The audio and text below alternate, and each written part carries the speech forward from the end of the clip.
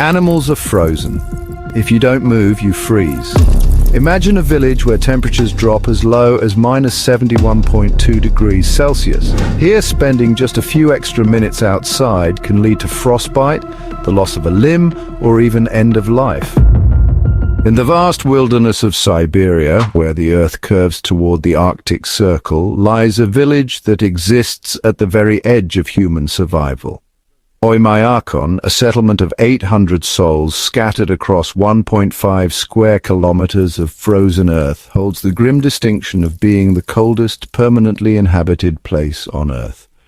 Here, in the heart of winter, temperatures plummet to a bone-shattering -71.2 degrees Celsius. The air itself becomes a weapon capable of delivering frostbite in mere minutes and death to those who linger too long in its merciless embrace.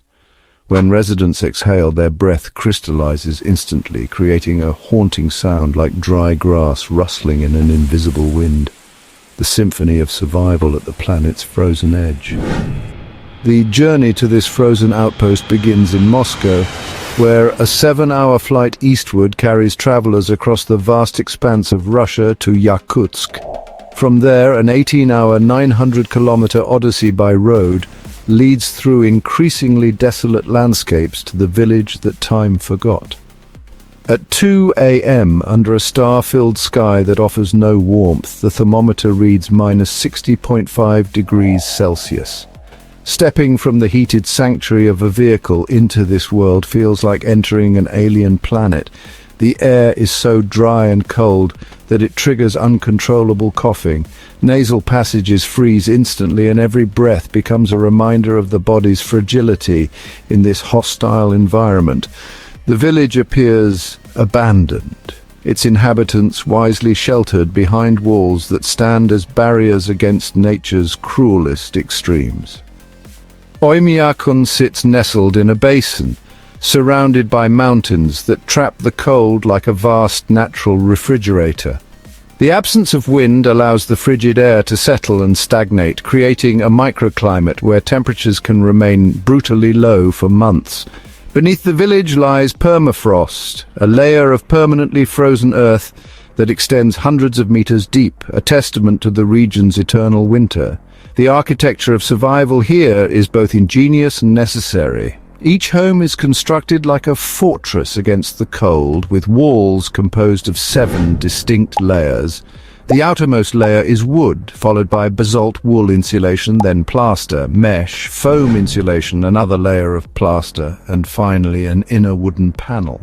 Windows are triple glazed, creating vital barriers against the bone-chilling temperatures, while attics are insulated with sawdust and soil. The foundation of each building tells its own story of adaptation. Thick wooden beams are first laid down to create a stable base on the frozen ground, followed by main logs, a 30-centimeter thick subfloor insulation, and finally the finishing floor.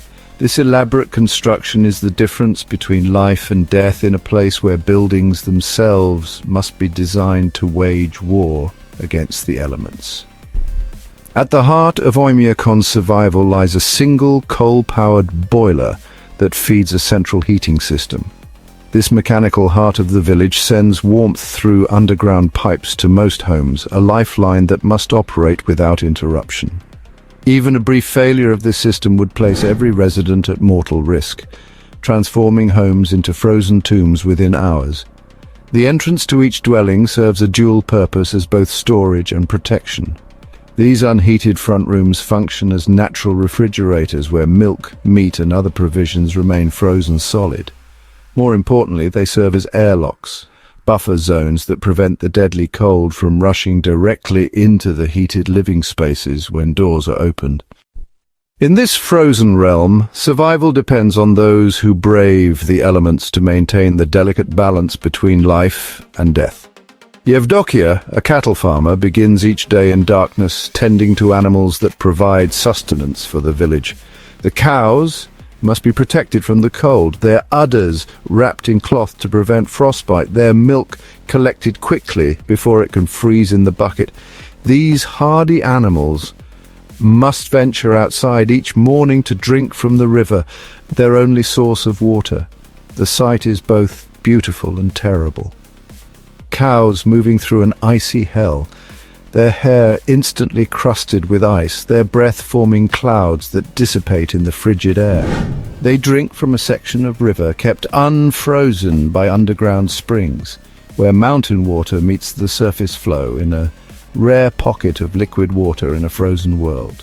The horses of winter. Beyond the village in the seemingly barren landscape live the Yakutian horses, creatures so perfectly adapted to extreme cold that they can survive -70 degrees Celsius without shelter. These remarkable animals are shorter than their temperate cousins, their compact bodies radiating heat more efficiently. Their thick fur makes them appear puffy and round, while their specially adapted hooves allow them to stand on frozen ground for extended periods. These horses represent more than mere livestock.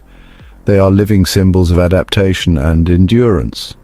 During the harsh winter months, they graze freely despite the brutal conditions, their bodies so well suited to the environment that they require no human intervention to survive.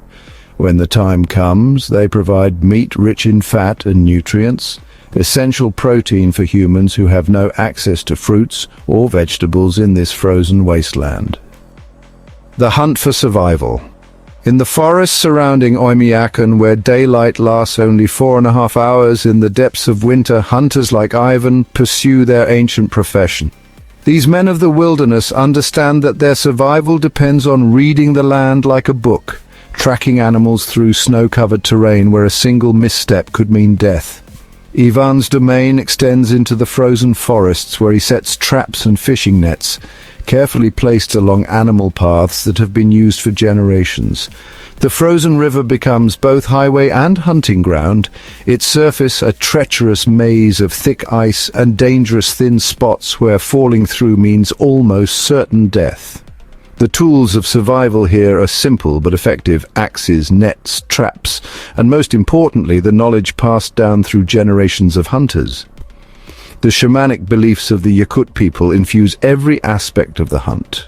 Before taking anything from the land, offerings must be made to the spirits of nature, a practice that acknowledges the delicate balance between human need and natural abundance.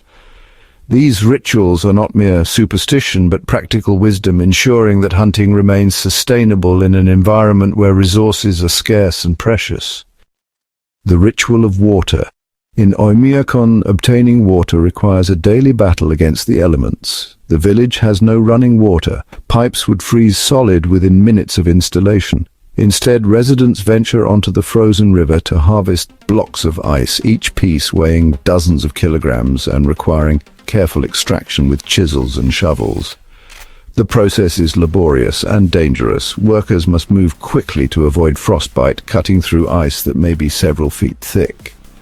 The blocks are loaded onto sleds and transported back to the village, where they are stored in cold rooms or backyards. These frozen reserves will be melted as needed, providing the clean water essential for drinking, cooking and bathing. The weekly bathing ritual in Oymyakon begins not with the turn of a tap, but with the chopping of wood and the melting of ice. Families dedicate entire days to this essential hygiene practice, which honestly can take 4 to 5 hours from start to finish. Children help gather ice blocks, which are placed in barrels near wood-burning stoves to melt. The bathhouse becomes a sanctuary of warmth in a world of cold. Frozen shampoo must be thawed near the fire, and bathers use ladles to rinse themselves with the precious warm water. When the ritual is complete, they must dress quickly and steel themselves for the shock of stepping outside. From 60 degrees Celsius inside to -54 degrees outside, a temperature difference of 114 degrees that can be fatal if not properly managed. Education in Oymyakon comes with unique challenges. Each morning, children must prepare for battle against the elements just to reach their classroom.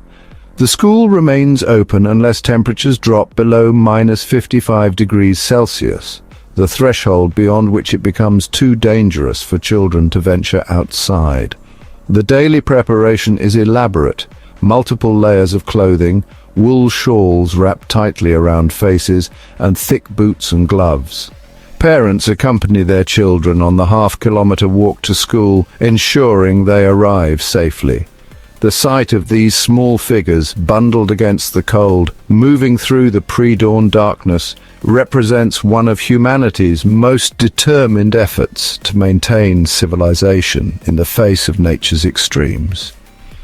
Even the most reliable machinery becomes vulnerable in Oymyakon's extreme conditions. Vehicles left outside for just a few hours without running engines freeze solid, their fuel, oil and batteries transformed into useless blocks of ice. The tires become hard as rocks, flattened not by punctures, but by the contraction of air molecules in the extreme cold. The process of reviving a frozen vehicle is complex and time-consuming. Snow must be brushed away, jet heaters positioned to warm the engine compartment, and the entire vehicle enclosed to trap heat. The process can take 3 to 4 hours, during which every component must be gradually warmed back to operational temperature. Success is never guaranteed, and many vehicles remain frozen monuments to the power of Siberian winter. The people of Oymyakon have developed a philosophy that goes beyond mere survival. They understand that in this environment humanity cannot conquer nature, it must coexist with it.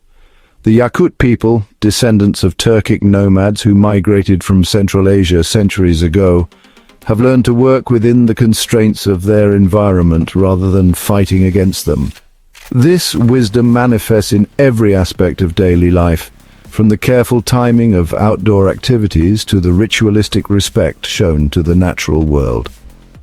The cold is not seen as an enemy to be defeated, but as a force to be understood and accommodated.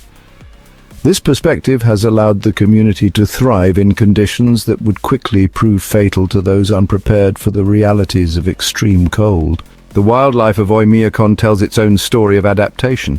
Arctic hares with their thick fur and compact bodies provide essential protein for the village. Foxes with their valuable pelts become both quarry and currency. Even predators like wolves and bears, dangerous as they may be, play important roles in the ecosystem that sustains human life. The frozen landscape supports a complex web of interdependence.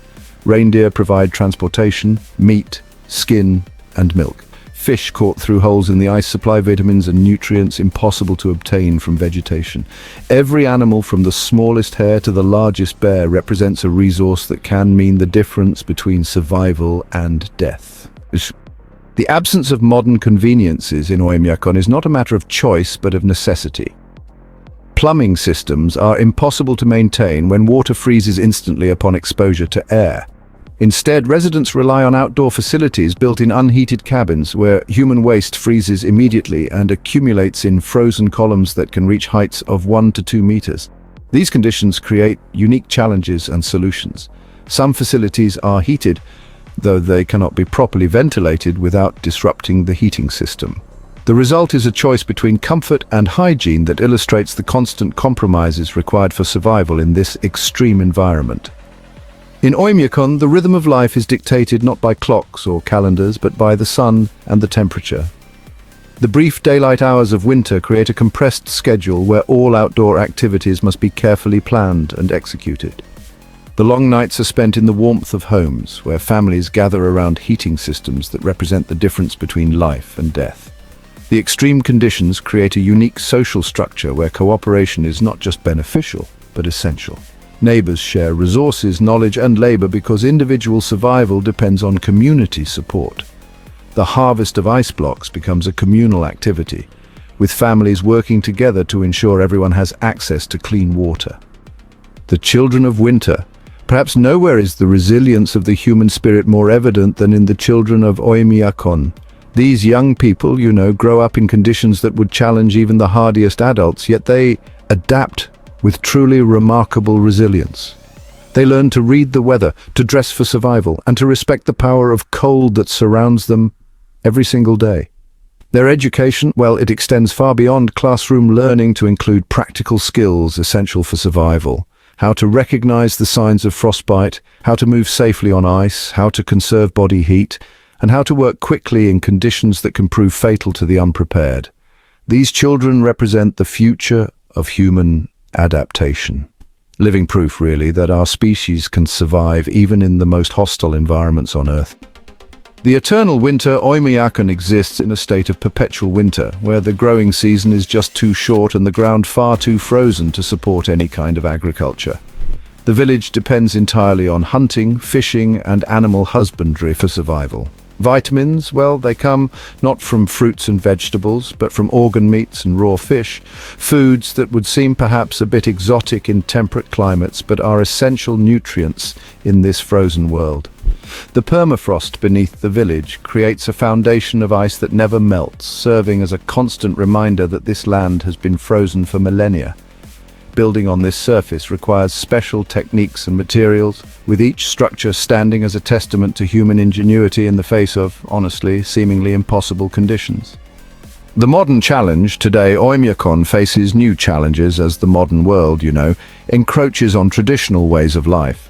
Climate change brings unpredictable weather patterns that can really disrupt carefully balanced survival strategies. Younger generations may be tempted by the conveniences of life in warmer climates, and that threatens the continuity of knowledge and skills essential for survival in this extreme environment. Yet the village persists, its residents continuing the ancient dance between human need and natural constraint.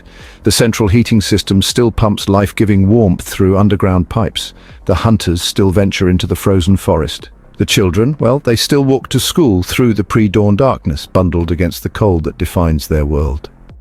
The testament of endurance, Oymyakon stands as perhaps the ultimate testament to human endurance and adaptability.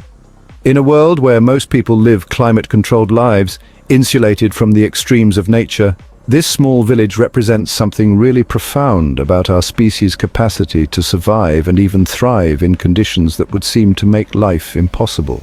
The people of Oymyakon have not conquered their environment. They have learned to live within it, to find the narrow margin between survival and death that exists in one of Earth's most hostile climates. Their existence is a reminder that human civilization can take many forms, and that the boundaries of the possible are often far broader than we imagine. In the depths of Siberian winter, when the thermometer reads -71 degrees and the very air seems to crystallize, the lights of Oymyakon continue to burn. Behind walls built like fortresses, families gather around sources of heat that represent the difference between life and death. Children sleep safely in beds warmed by a heating system that frankly cannot be allowed to fail.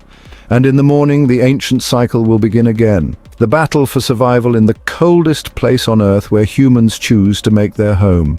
This is Oymyakon, not just a village, but a testament to the power of human adaptation, the wisdom of traditional knowledge, and the unbreakable spirit of those who call the edge of the world their home.